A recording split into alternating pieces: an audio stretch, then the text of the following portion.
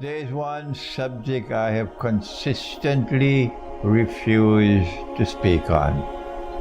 People have begged me in private, please, Sheikh, we're in private, please, Sheikh, speak to me and explain to me the relationship between Russia and Israel. And I have said, no, I'm not going to talk on that subject. But today, praise be to Allah, I can speak on that subject for the first time.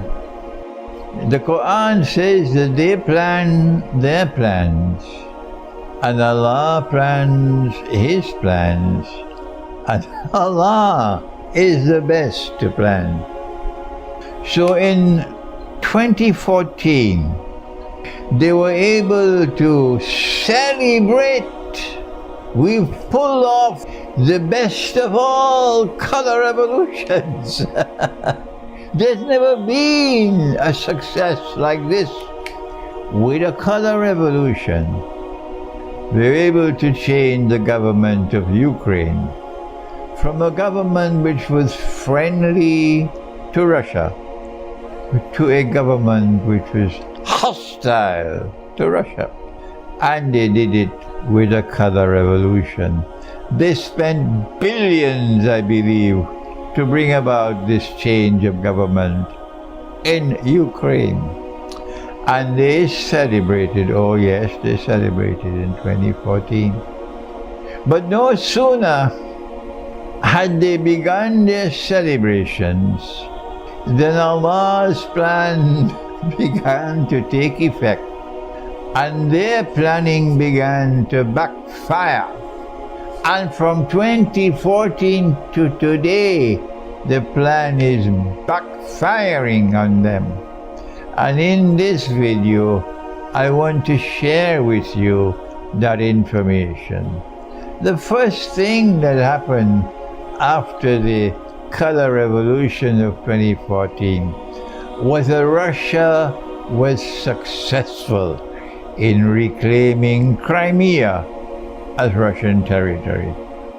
When Crimea returned to Russia, I was in Kuala Lumpur in Malaysia, and I said it's time for me to celebrate, because whosoever controls Crimea controls the Black Sea.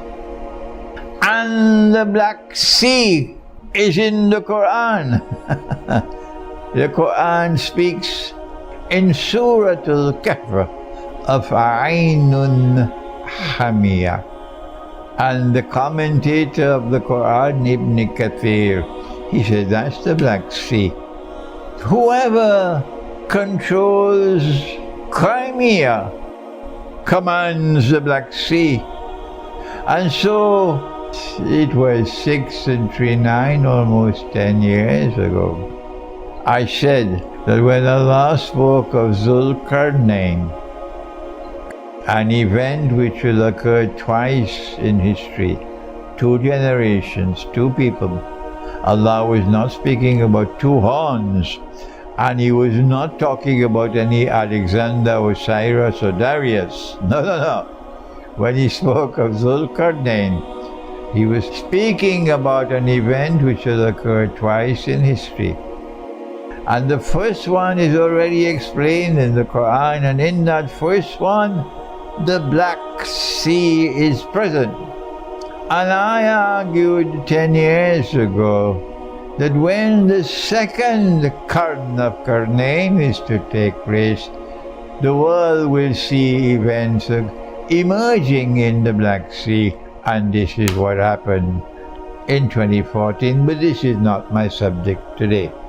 For those of you who have been listening to me, and for those of you who can have the capacity to think, you are able to understand what is happening for the last 10 years with the Black Sea as the focus of your research. Now then, this was the first backfiring of the plan, that they lost Crimea.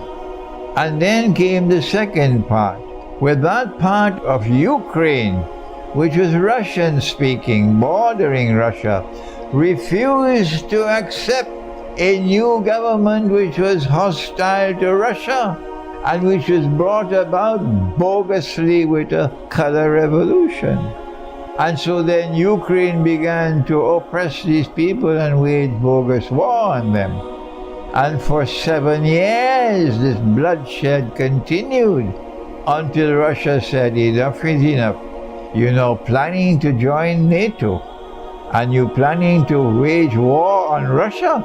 That's enough. And Russia intervened. And these parts of Ukraine which were Russian people then voted to join Russia. And so the plan backfired even more. But for our topic, what is important is that prior to 2014, Russia still hoped that there was some way they could build an equation with Europe and with the United States and Britain and find some way to live and let live. This was Russia's innocence, political innocence, economic innocence, monetary innocence, military innocence. But then, since Russia intervened militarily in Ukraine 2 years ago, tide has changed, and Russia is no longer living in that state of pathetic innocence. Russia has realized that this is our enemy.